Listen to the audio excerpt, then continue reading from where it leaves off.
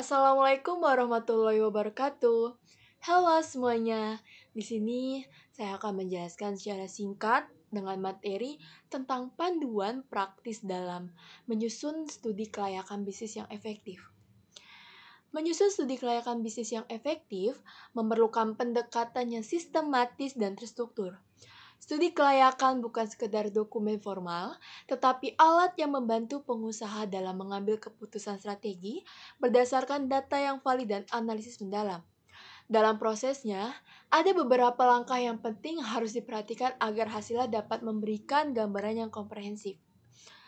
Langkah pertama adalah melakukan identifikasi masalah atau peluang bisnis. Hal ini melibatkan pemahaman mendalam terhadap pasar, kebutuhan konsumen, serta potensi produk atau layanan yang ditawarkan. Pada tahap ini, penting untuk pengumpulan data primer dan sekunder dari berbagai sumber agar mendapatkan perspektif yang holistik.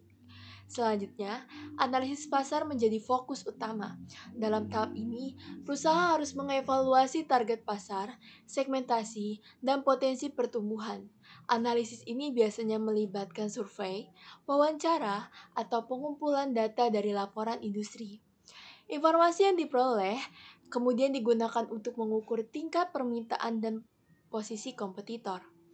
Tahap berikutnya adalah melakukan analisis teknik dan operasional. Dalam hal ini, pengusaha harus mengevaluasi kebutuhan teknologi, sumber daya manusia, dan infrastruktur yang diperlukan untuk menjalankan bisnis. Penilaian ini membantu dalam menentukan apakah bisnis dapat dijalankan dengan sumber daya yang tersedia atau memerlukan investasi tambahan. Analisis keuangan juga merupakan bagian yang sangat penting dalam studi kelayakan. Pengusaha harus membuat proyeksi keuangan yang mencakup pendapatan, biaya operasional, dan laba. Proyeksi ini harus didukung dengan asumsi yang realistis berdasarkan data pasar dan tren industri. Setelah analisis dilakukan, pengusaha perlu menyusun rekomendasi yang jelas dan terstruktur. Rekomendasi ini mencukup kesimpulan dari setiap analisis dan saran langkah-langkah yang harus diambil. Rekomendasi harus didukung oleh data dan logika yang dapat dipertanggungjawabkan. Penting untuk melibatkan berbagai pemangku kepentingan selama proses penyusunan studi kelayakan. Masukan dari investor, mitra bisnis, dan tim internal dapat memberikan perspektif yang beragam dan membantu dalam pengambilan keputusan. Komunikasi yang efektif juga memastikan semua pihak memahami risiko dan peluang yang ada. Dokumen studi kelayakan harus disusun dengan bahasa yang jelas dan mudah dimengerti. Struktur dokumen yang baik meliputi ringkasan eksekutif pendahuluan, analisis pasar, analisis teknis, analisis keuangan, serta kesimpulan dan rekomendasi.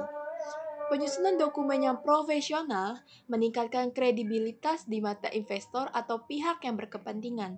Dengan mengikuti langkah-langkah ini, studi kelayakan bisnis yang disusun tidak hanya efektif tetapi juga memberikan arahan yang jelas untuk pengembangan bisnis.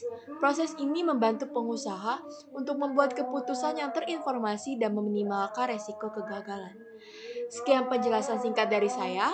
Saya akhiri terima kasih dan wassalamualaikum warahmatullahi wabarakatuh.